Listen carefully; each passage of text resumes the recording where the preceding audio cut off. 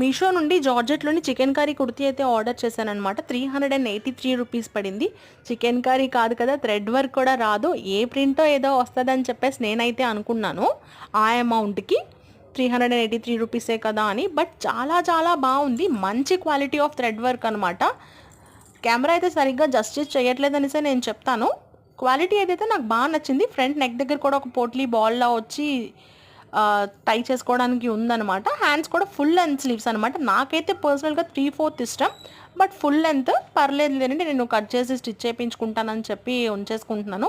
లోపల లైనింగ్ కూడా కింద వరకు ఉంది అండ్ మంచి క్రేప్ మెటీరియల్ యూస్ చేశారనమాట. నేను ఆల్రెడీ ఒకసారి వేసుకున్నాను బీచ్కి వెళ్ళినప్పుడు.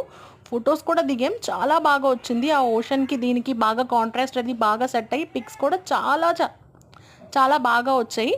లాస్ట్లో యాడ్ చేశాను, మీరు చూడండి, ఇదిగోండి మంచి పిక్చర్స్ అనమాట. సరే మరి మన ఛానల్ని సబ్స్క్రైబ్ చేసుకోండి.